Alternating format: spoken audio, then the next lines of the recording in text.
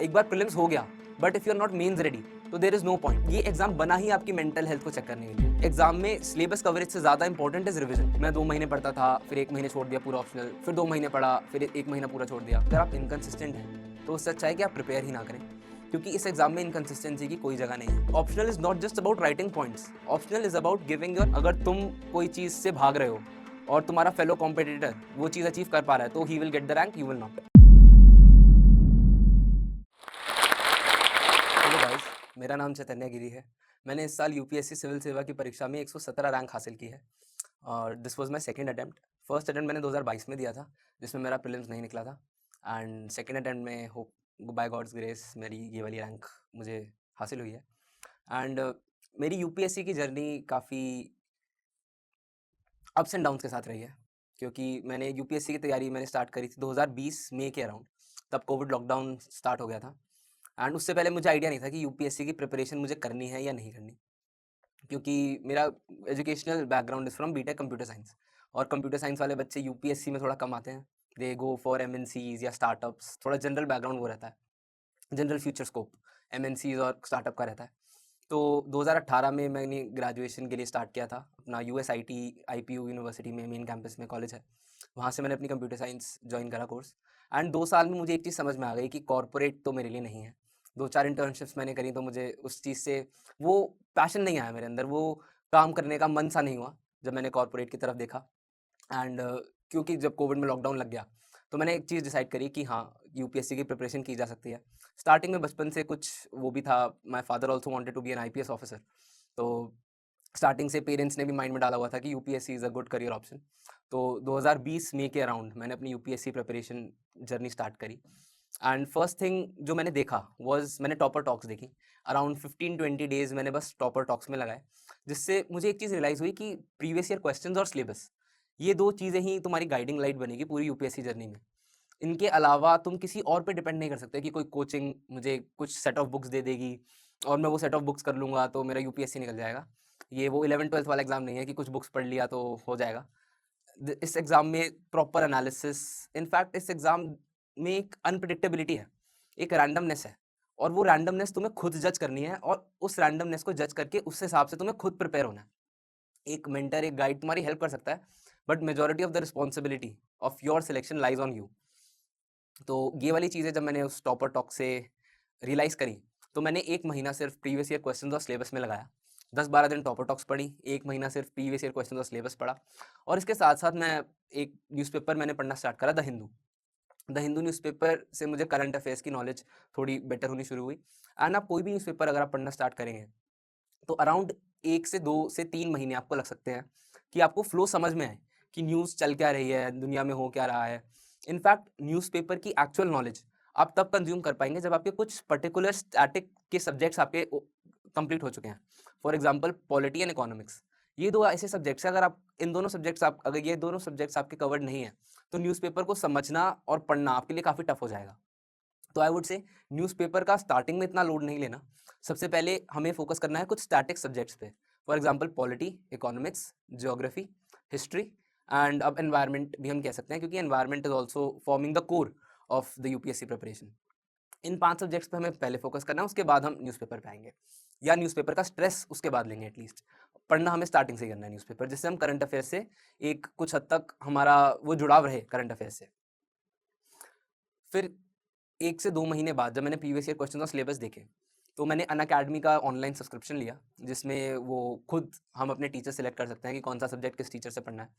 मेरा एक काफ़ी इंपॉर्टेंट चीज़ ये मुझे रियलाइज़ हुई कि ऑनलाइन कोचिंग और ऑफलाइन कोचिंग में ऑनलाइन कोचिंग मैंने प्रेफ़र की, क्योंकि उसमें मैं अपने पेस के हिसाब से खुद पढ़ सकता हूँ। किसी दिन मेरा ज़्यादा पढ़ने का मन है तो 8-10 घंटे का लेक्चर खींच दिए, कभी कम पढ़ने का मन है तो 2 लेक्चर देखे डेढ़-डेढ़ घंटे वाले और बैठ गए आराम से। तो वो पेस मैं अपने हिसाब से वो कर सकता हूँ। ऑफ़लाइन कोचिंग सेंटर्स में क्या होता है, लॉन्ग आवर्स ऑफ क्लासेस होते हैं, 6-7 घंटे एक दिन में बिठा के रखेंगे। तो उसमें क्या होता है कि तुम नोट्स बना रहे होते हो बट तुम्हें समझ नहीं आ रहा होता, क्योंकि बिना नोट्स के तुम यूपीएससी की प्रिपरेशन करना इज़ वेरी टफ। तो इस चीज़ इस this was the main reason कि मैंने अपनी ऑनलाइन कोचिंग डिसाइड करी, और उस समय अनअकैडमी से मैंने कोचिंग जॉइन करी। मैंने स्टार्टिंग में 2 सब्जेक्ट्स उठाए थे, पॉलिटी एंड इकोनॉमिक्स। पॉलिटी मैंने पढ़ा था सिद्धार्थ अरोड़ा सर से, एंड इकोनॉमिक्स मैंने पढ़ा था मृणाल पटेल सर से। इसके साथ-साथ मुझे फिर एक चीज़ रियलाइज़ हुई जब मैंने अक्टूबर-नवंबर के अराउंड 2020 अक्टूबर-नवंबर के अराउंड, कि ना मेरे से 1-2 सब्जेक्ट नहीं पढ़े जाते, I get bored very easily. तो मैंने क्या करा, मैंने 4 सब्जेक्ट एक साथ उठाए। मैं 2-2 घंटे हर सब्जेक्ट पढ़ता था, जिससे मेरा मन भी लगा रहे एंड रिवीजन में भी आसानी हो, क्योंकि कम सब्जेक्ट अगर कवर होगा तो रिवीजन जल्दी हो जाएगा। जब मैं टॉपर टॉक्स देखता था तो मैं एक चीज़ पे मेरा फोकस रहता था कि सारे टॉपर कह रहे हैं कि एग्ज़ाम में सिलेबस कवरेज से ज़्यादा इंपॉर्टेंट इज़ रिवीजन। अगर रिवीजन आपने टाइम से नहीं करा या रिवीजन आप स्पेस्ड रेपिटेशन से नहीं कर रहे, तो जो आपने पढ़ा है वो आप भूल जाएँगे, और जब आप वो भूल जाएँगे तो आपकी जो 1 से डेढ़ महीने की मेहनत थी, वो आपकी फ्लश हो जाएगी। तो इस वजह से मेरा फोकस रिवीजन पे था, और था कि मैं स्टेप बाय स्टेप छोटे-छोटे अमाउंट में सिलेबस कवर करूँ। एंड क्योंकि मेरा मन एक सब्जेक्ट को ज़्यादा पढ़ने का नहीं करता था, तो मैंने 3-4 सब्जेक्ट उठाए थे एंड मैं सबका एक-एक लेक्चर दिन में देखता था। अगले दिन वो सेम लेक्चर रिवाइज़ करता था, अगले दिन एक और लेक्चर देखता था। तो मेरी सिलेबस कवरेज काफ़ी स्लो थी, क्योंकि मेरे पास टाइम ज़्यादा था। मैंने 2020 मई में स्टार्ट करा था प्रिपरेशन एंड 2022 मई में मेरा फर्स्ट अटेम्प्ट था। तो मेरे पास 2 साल थे, तो इसलिए मैंने उस टाइम को जुडिशियसली यूज़ करा। एंड कोविड लॉकडाउन भी लग गया था, तो कॉलेज का भी इतना प्रेशर नहीं था। तो इन दोनों रीजंस की वजह से मैंने अपना सिलेबस स्लो करा, बट मैंने अपना रिवीजन पे ध्यान दिया, तो मेरे फाउंडेशंस वर वेरी स्ट्रॉन्ग। और एक बार फाउंडेशन स्ट्रॉन्ग थे तो मुझे बाद में इवन कॉम्प्लेक्स टॉपिक्स को समझने में इशू नहीं आया। एंड जब आपके फाउंडेशन स्ट्रॉन्ग होते हैं ना, तो एक सर्टेन लेवल का इंट्यूशन बिल्ड हो जाता है, और जब वो इंट्यूशन बिल्ड होता है, that intuition helps you to tackle the prelims questions as well as the mains questions. कि जो हम जिसे हम कहते हैं फॉर्डर पॉइंट्स लिखने होते हैं कुछ मेंस में, या प्रीलिम्स में कुछ इंट्यूटिव स्टेटमेंट्स के हिसाब से हमें करना होता है कि स्टेटमेंट इज राइट और रॉन्ग, वो हमें इंट्यूशन या लॉजिक के बेस पे निकालना होता है। तो अगर आपके फाउंडेशन स्ट्रॉन्ग है, तो वो इंट्यूशन ईजिली डेवलप हो जाएगा। नवंबर दिसंबर में मैंने अपने फाउंडेशन सब्जेक्ट स्टार्ट करे थे, ये polity, economics, history and geography. And around June July, even I would say August August 2021 तक मेरा majority of these foundation subjects were covered, एक बेसिक लेवल पे, कुछ कॉम्प्लेक्स लेवल पे नहीं। मैंने बुक्स उठाई उसके बाद, एक बार जब मैंने अपने नोट्स बना लिए, अपने नोट्स रिवाइज कर लिए उन लेक्चर्स को देख के, उसके बाद मैंने ये स्टैंडर्ड बुक्स उठाई, जैसे मॉडर्न हिस्ट्री में स्पेक्ट्रम एंड पॉलिटी में लक्ष्मीकांत, इकोनॉमिक्स मृणाल सर के नोट्स ही मैंने पढ़े थे। तो फिर मैंने क्या करा कि जो मेरे एक्चुअल नोट्स बने थे उन लेक्चर्स के थ्रू, मैंने इन स्टैटिक बुक से उन लेक्चर वाले नोट्स में एडिशंस करे, जिससे मैं वो स्टैटिक बुक्स दोबारा ना पढूँ।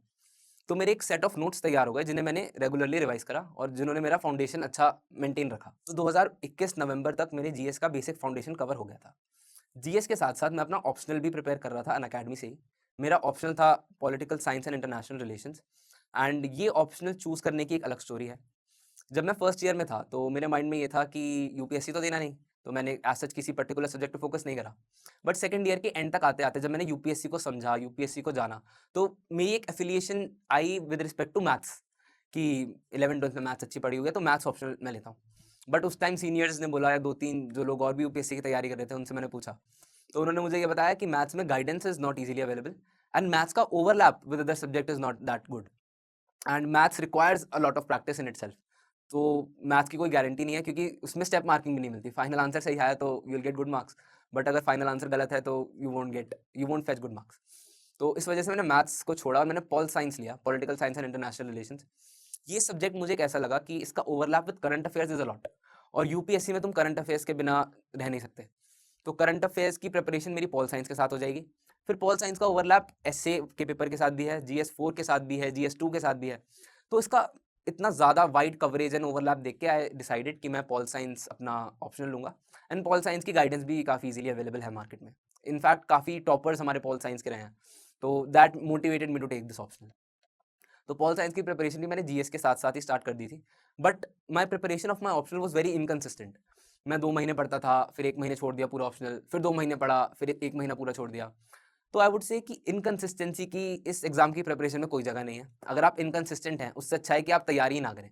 क्योंकि जो 1 महीने का गैप आता है, उसमें सब धुल जाता है। वो चीज़ अगर माइंड से चली गई, तो वो चली गई, तुम्हें दोबारा से उसको प्रिपेयर करना पड़ेगा। तो इसमें एक चीज़ मैं बोलूँगा कि अगर आप इनकंसिस्टेंट हैं, तो उससे अच्छा है कि आप प्रिपेयर ही ना करें। क्योंकि इस एग्ज़ाम में इनकंसिस्टेंसी की कोई जगह नहीं है। आप अगर इनकंसिस्टेंट रहेंगे, तो जो आपने पढ़ा है वो सब धुल जाएगा माइंड से, एंड एक बार वो चीज़ धुल गई तो दोबारा पढ़ने में first of all it is more taxing, क्योंकि आप पढ़ी हुई चीज़ दोबारा, आपका माइंड आपको कहता है यार एक चीज़ अभी तो पढ़ी थी, ये दोबारा पढ़ रहा हूँ और मुझे कुछ याद नहीं आ रहा। तो वो एक सेल्फ डाउट क्रिएट करता है, और सेकंड आप सेम चीज़ पे दोबारा मेहनत कर रहे हैं, वो मल्टीप्लिसिटी ऑफ एफर्ट्स वाला कांसेप्ट आ जाता है। तो वो चीज़ आपको अवॉइड करनी है इस एग्ज़ाम में। तो मेरी ऑप्शनल में ये थोड़ी एक एरर या गलती जिसे मैं बोलूँगा मिस्टेक रही, कि मैंने ऑप्शनल की प्रिपरेशन को लेके आई वाज़ वेरी इनकंसिस्टेंट। तो 2022 जून तक, 2021 नवंबर से 2022 जून आई डिसाइडेड कि मैं अब अपना ऑप्शनल को कंसिस्टेंटली लेके चलूंगा एंड ऑप्शनल के साथ साथ मैं अपने प्रीलिम्स की तैयारी करूंगा।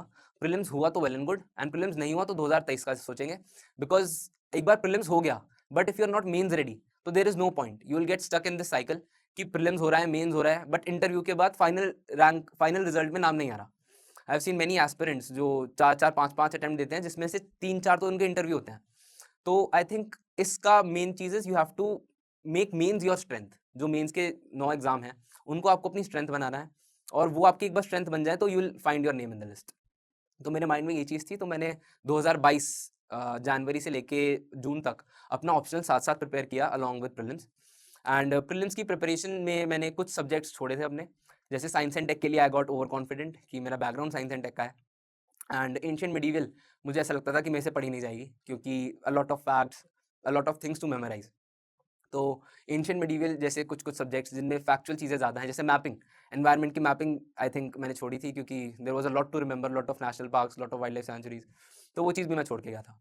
And this, I think these became the reasons कि मेरा 2022 का प्रीलिम्स नहीं हुआ। ना मेरे से मैपिंग वाले क्वेश्चन हिले, ना मैंने 2022 में एंशिएंट मिडीवल के काफ़ी सारे ईजी टू मॉडरेट क्वेश्चन आए थे, मैं वो भी अटेम्प्ट नहीं कर पाया। एंड इनफैक्ट क्योंकि मैं साइंस एंड टेक में काफ़ी ओवर कॉन्फिडेंट था, तो साइंस एंड टेक के even easy question I got them wrong. जैसे एक शॉर्ट रेंज डिवाइसेस वाला क्वेश्चन था, that was pretty easy, I got it wrong. एक एनएफटी वाला क्वेश्चन था which was highly expected question, क्योंकि तब न्यूज़ में एनएफटीज बहुत था, even that I got it wrong. तो आई थिंक वो ओवर कॉन्फिडेंस और वो जो सेल्फ लिमिटेशन मैंने खुद पे लगाई कि मेरे से एंशिएंट मिडीवल नहीं होगी या मैं मैपिंग याद नहीं कर पाऊंगा, तो दैट बिकेम द रीज़न कि मेरा 2022 का प्रीलिम्स नहीं निकला। अब इन रीजंस को आइडेंटिफाई करने के बाद मैंने अपने फोर्सेस इकट्ठा करे और मैंने 2023 की प्रिपरेशन स्टार्ट करी। इसमें एक चीज़ मैं बोलूँगा कि मेरे पेरेंट्स का काफ़ी ज़्यादा सपोर्ट था, उन्होंने बिल्कुल भी मुझे प्रेशराइज़ नहीं करा। Even my friends, they were also very supportive. उन्होंने कभी एक एक्सटर्नल प्रेशर क्रिएट करने की कोशिश नहीं करी कि चैतन्या तेरा तो नहीं हो पाएगा, या तू जॉब के लिए ट्राई कर, कितने अटेम्प्ट देगा। तो my environment was highly supportive. तो 2023 की प्रिपरेशन जब मैंने स्टार्ट करी, तो 1 साल में मुझे एक चीज़ पता थी कि again I have to work on my mains and अपने ऑप्शनल को वीक नहीं रखना इस बार। तो 2023 जून, जुलाई, अगस्त, ये इनफैक्ट सितंबर तक मैंने अपना ऑप्शनल को अच्छे से टाइम दिया। ऑप्शनल का मैंने क्रैश कोर्स एक अटेंड करा शुभ्रा रंजन आईएएस से, एंड उस क्रैश कोर्स ने मुझे काफ़ी इंसाइट्स दिए कि optional is not just about writing points, optional is about giving your analysis and एक डीप लेवल का होलिस्टिक एनालिसिस देना ऑप्शनल में, रादर देन सिर्फ फैक्ट्स फेंकने हैं या सिर्फ अपने ओपिनियंस लिखने हैं। वो एक होलसम पर्सपेक्टिव आपको देना है, and I think that practice help me in my essay as well, क्योंकि एसए भी एक तरीके की जो प्रिपरेशन है उसकी वो ऐसी है कि आपको एक होलिस्टिक और होलसम व्यू प्रोवाइड करना है टू द रीडर। तो 2023 सितंबर तक मैंने अपने ऑप्शनल पे काम करा। सितंबर, अक्टूबर, नवंबर, दिसंबर, ये 4 महीने मैंने एक्सक्लूसिवली जीएस के पेपर्स को दिए, जिसमें से GS 2 and GS 4 were the focus papers, जिन पे मैंने ज़्यादा फोकस करा, जिसके सिलेबस को मैंने पॉइंटर्स में डिवाइड करा, और उन पॉइंटर्स में डिवाइड करने के बाद मैंने उनके सेक्शनल टेस्ट लिखे। इसमें मैंने विजन आईएएस और जीएस स्कोर के अपने टेस्ट सीरीज ज्वाइन की थी, एंड एक केएसजी का डेली आंसर राइटिंग प्रोग्राम आता है, मैंने वो ज्वाइन किया था। तो आई थिंक ये 3-4 महीने की जो मैंने मेहनत मेंस में करी, that provided me the confidence कि अब मैं प्रीलिम्स के लिए अच्छे से मेहनत कर पाऊँ, because I am mains ready. I still remember October November तक आई वाज राइटिंग 3 घंटे का जैसे पेपर होता है मेंस का, तो 20 में से मेरे 14-15 क्वेश्चन होते थे 3 घंटे में, and by December end I was able to complete the paper on time. 2023 दिसंबर एंड तक मेरा जो मैंने लास्ट मॉक टेस्ट दिया था अपना, उसमें मेरे 20 में से 20 क्वेश्चंस ऑन टाइम कंप्लीट हो गए थे। ऑल्दो एक आध क्वेश्चन में थोड़ा कम लिखा था मैंने, but I was able to manage 20 questions. तो एक चीज़ जब मेरी वहाँ तक आई रीच्ड, तो that provided me with the confidence कि अब मैं 5 महीने एक्सक्लूसिवली प्रीलिम्स की तैयारी करता हूँ, जिससे मेरा प्रीलिम्स एक कॉन्फिडेंस बिल्ड हो जाए कि मेरा प्रीलिम्स हो रहा है, एंड मेंस मैंने स्ट्रेंथ अपनी बना ली थी इन द लास्ट 4 मंथ्स। जनवरी, फरवरी, मार्च, अप्रैल, मई, 28 मई को हमारा प्रीलिम्स था। ये 5 महीने मैंने एक्सक्लूसिवली प्रीलिम्स की प्रिपरेशन करी, एंड इस प्रीलिम्स की प्रिपरेशन में जो मैंने जिन चीज़ों पे फोकस करा, सबसे पहली चीज़ थी कि मुझे ओवर कॉन्फिडेंट नहीं होना। इस वजह से मैंने साइंस एंड टेक और एनवायरनमेंट, इन दोनों के एक्सक्लूसिवली अलग से कोर्सेज लिए। अन अकेडमी पे हिमा बिंदु मैम है, वो साइंस एंड टेक पढ़ाती हैं, उनका मैंने कोर्स ज्वाइन करा। एंड एनवायरनमेंट भी सुदर्शन गुर्जर सर का अन अकेडमी पे कोर्स है, मैंने वो ज्वाइन करा। तो environment and science and tech के मैंने एक्सक्लूसिव कोर्स ज्वाइन करे, और मैंने अपने माइंड में एक चीज़ डिसाइड कर ली कि जो मेरी वीकनेस थी, अब मुझे उसको अपना स्ट्रेंथ बनाना है। तो मैंने एंशिएंट मिडीवल पे काफ़ी ज़्यादा अपने एफर्ट्स डाले। मैंने लूसेंट अच्छे से करी, मैंने एनसीईआरटीज़ अच्छे से करी, मैंने एंशिएंट मिडीवल के बहुत सारे मॉक टेस्ट दिए।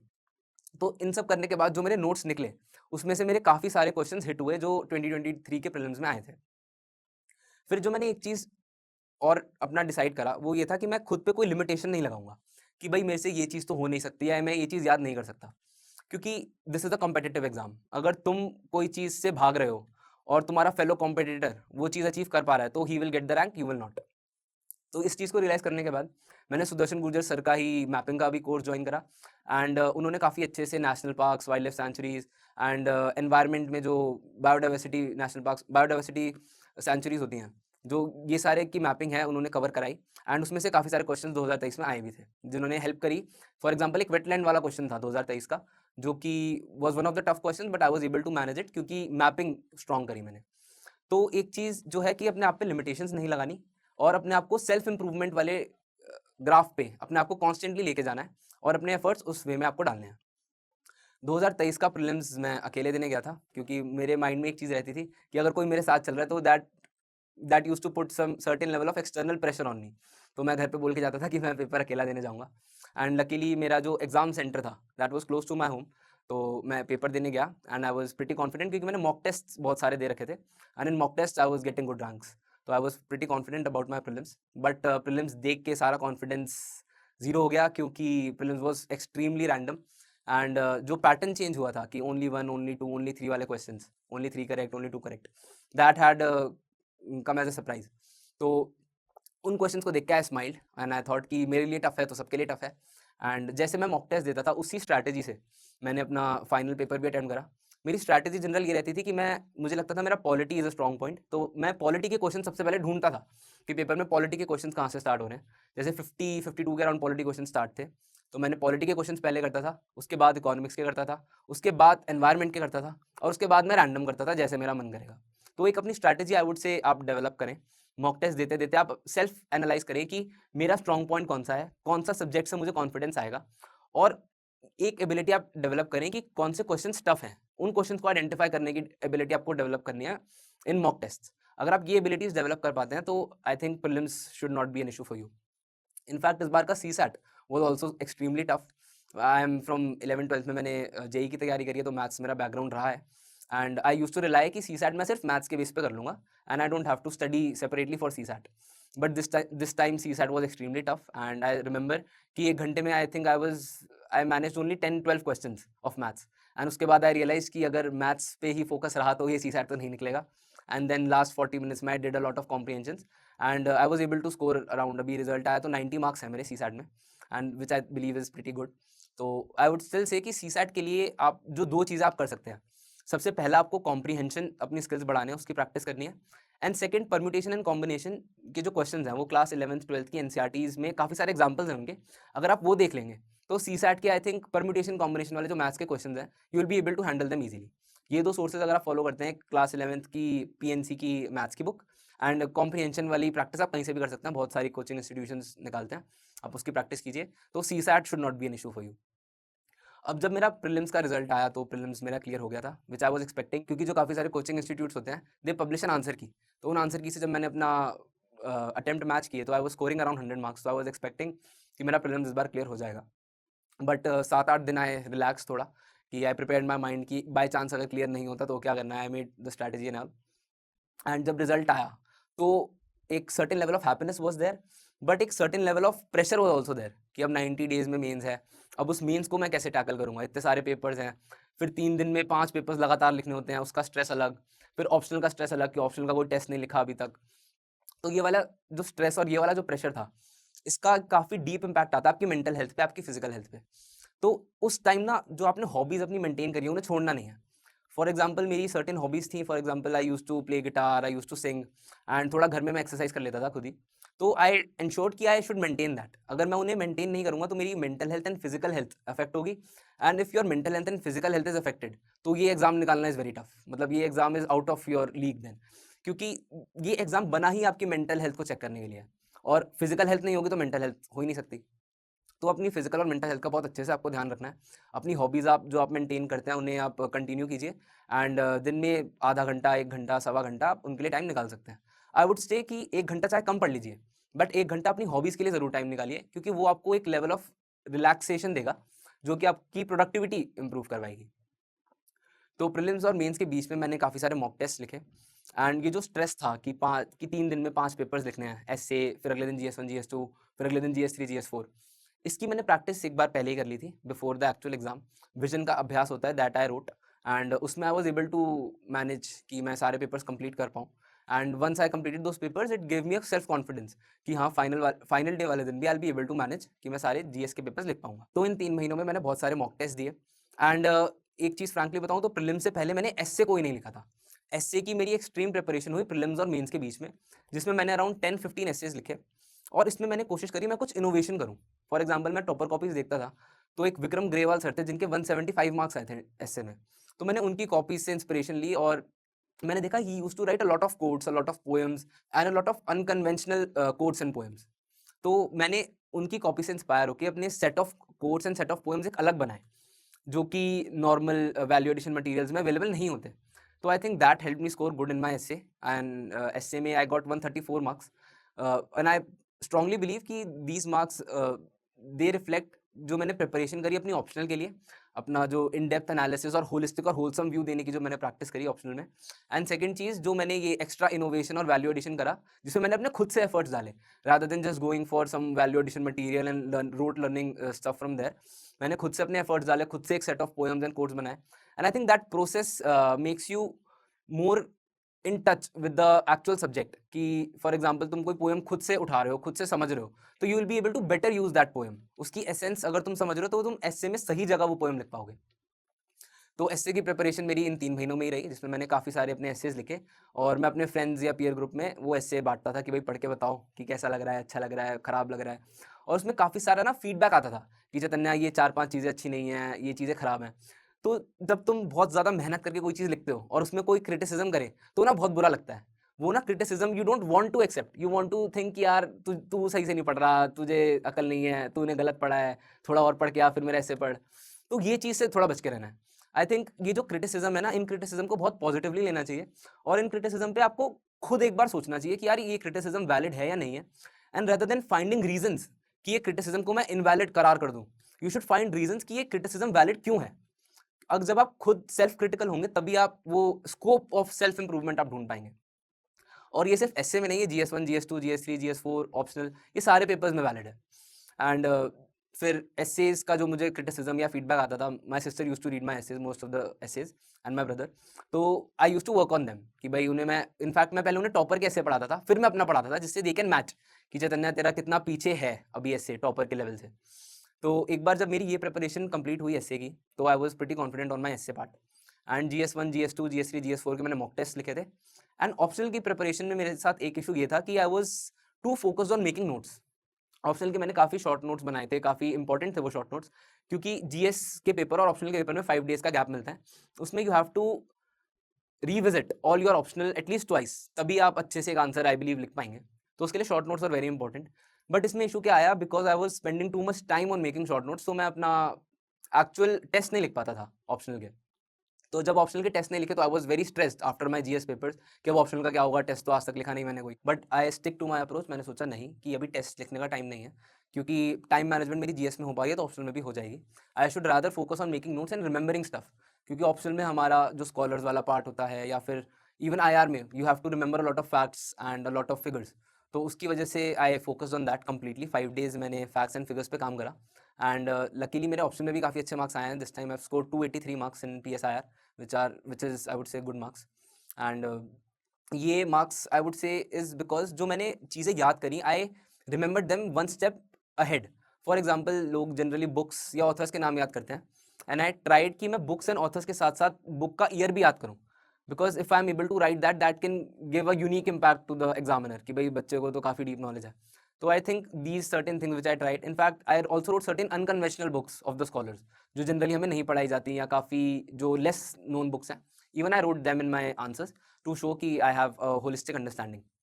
तो I think these things helped me in my optional and GS. And 8 दिसंबर को I believe रिजल्ट आया था मेंस का, एंड उसमें मेरे साथ एक फ़नी एक्सपीरियंस ये हुआ था कि when I typed my roll number, तो क्योंकि PDF को लोड होने में कभी कभी टाइम लगता है, तो उन्होंने पहले दिखा दिया नो रिजल्ट फाउंड। तो I was very frustrated, I thought दोबारा से प्रीलिम्स देना पड़ेगा, एंड मेंस नहीं हुआ। एंड क्योंकि मेरे मेंस में सारे पेपर्स भी ऑन टाइम कंप्लीट हो गए थे, तो आई वाज लाइक कि मेंस तो हो जाना चाहिए, मेंस भी नहीं हुआ, ये तो preparation is very unfair, and ये चीज़ें मेरे माइंड में आई। बट 2 मिनट बाद जब PDF फुल लोड हुई तो मेरा नाम was there, my roll number was there, and I would say that made me very happy, and that in fact I was more happier final result से, if I compare कि final result में मैं कितना happy था और तब कितना happy था, I was more happier then, क्योंकि वो सडन चेंज ऑफ मोमेंट हुआ। तो this is one of the funny experiences of my main result. And main result के बाद इंटरव्यू की preparation, I would say it is one of the most interesting preparations, क्योंकि इसमें you get to self discover yourself, you get to know more about yourself, your hobbies and your interest. And my interview was scheduled on 26 March, and she'll Vardhan sir का मेरा board था interview का। मेरा majority of the interview was based around my hobbies and डैफ होता है एक detailed application form जो हमें इंटरव्यू से पहले भरना होता है, and my major interview was based around that. उसमें मैंने एक हॉबी डाली थी अपनी, following international contemporary affairs, and इसके साथ साथ क्योंकि मेरा optional is pol science and international relations, तो my majority of the interview was based upon the international relations, the contemporary affairs जो तब चल रहे थे। एक question was about the Israel Gaza war, few of the question were around India and Russia relations and Russia Ukraine war. तो काफ़ी interesting एक interview था, एक analysis based in depth analysis में they were trying to bring forth कि मेरा analysis कितना strong है। एंड लास्ट में एक मेरे से कोडिंग का क्वेश्चन भी पूछा उन्होंने, because my background was computer science. In fact was not coding question, it was an algorithm based question कि एक एल्गोरिदम बताओ, they give me a certain puzzle and उसकी algorithm I had to tell them. And तो I would say कि interview preparation is one of the most exciting parts of this UPSC journey. And क्योंकि 26 मार्च के बाद 20 दिन रहते थे interview और फाइनल रिजल्ट आने में, 16 April was the expected date of result. तो 16 अप्रैल तक I was not able to study anything, although prelims next आने वाला था पास, एंड आई वांटेड कि मैं थोड़ा प्रीलिम्स के लिए भी प्रिपेयर रहूँ, but it was very, I was feeling very tired and I actually was awaiting the results. तो पढ़ने बैठता था तो माइंड में आता था कि अब रिजल्ट आने वाला है, क्या होगा क्या नहीं होगा। तो I took a short break for those 20 days, and 16 अप्रैल को I was lucky enough to find my name in the list. 1:19 पे आई थिंक PDF बाहर आई थी, and I typed my roll number and there was this की one result found. तो सबसे पहले I took a deep breath कि at least PDF में नाम है, क्योंकि जब PDF में नाम नहीं होता तो हमारे माइंड में यही होता है कि PDF में नाम आ जाए, जब PDF में नाम आ जाता है तो माइंड में ये होता है कि अच्छी रैंक आ जाए।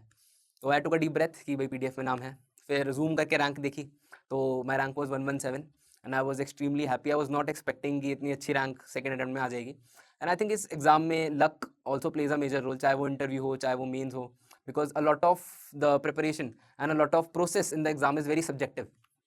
तो वो सब्जेक्टिविटी की वजह से लक फैक्टर इन करता है, but for that I would say कि you should only focus on the controllables. अगर आप अपने कंट्रोलेबल्स पे 100% मेहनत कर रहे हैं, अगर आप कंट्रोलेबल्स को डेडिकेटेडली विद 100% फोकस आप अप्रोच कर रहे हैं एंड एक रिस्पॉन्सिबिलिटी ले रहे हैं उन कंट्रोलेबल्स की कि यार ये चीज़ मेरे हाथ में है, इस चीज़ की मैं रिस्पॉन्सिबिलिटी ले रहा हूँ और I won't put blame on others, ये सिर्फ और सिर्फ मेरी रिस्पॉन्सिबिलिटी है। तो आई थिंक अगर आप ये चीज़ रियलाइज़ करेंगे तो you will be able to put in more efforts and वो कंट्रोलेबल्स ही आपको UPSC मेरिट लिस्ट में ले जाएंगे। एंड वो जब रिजल्ट आया तो I told my parents, I told my family relatives around. And UPSC result एक ऐसी चीज़ है उसके बाद आपकी लाइफ कंप्लीटली बदल जाती है।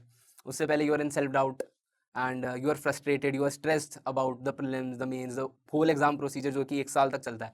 बट उसके बाद you are relieved first of all, and then एक सेल्फ कॉन्फिडेंस आता है and your words now have more power.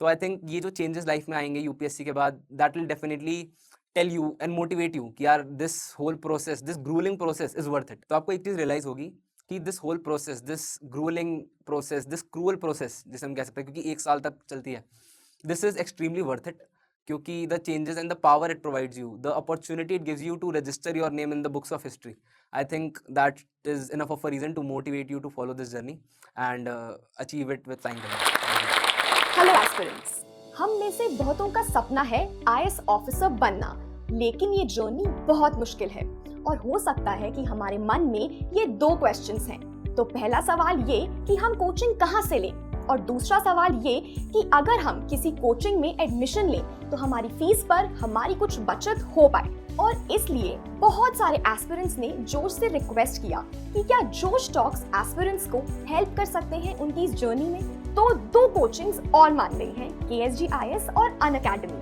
अब हमें कांटेक्ट करेंगी और हमारे क्वेश्चंस को आंसर करने में हेल्प करेंगी। हम घर बैठे KSG IAS और अनअकैडमी से अपने सारे डाउट्स पूछ सकते हैं और हाँ, हम यहाँ एडमिशन भी ले सकते हैं। तो अगर आप UPSC के लिए कोचिंग लेने में इंटरेस्टेड हैं तो नीचे एक फॉर्म दिया गया है, जहां आप अपने नाम और नंबर शेयर कर सकते हैं। तो अब जोश के स्टूडेंट्स घर बैठे फोन पर गाइडेंस और इंफॉर्मेशन ले सकते हैं और एडमिशन भी। Best of luck to all aspirants. जोश हमेशा हमारे साथ खड़ा है। जय हिंद।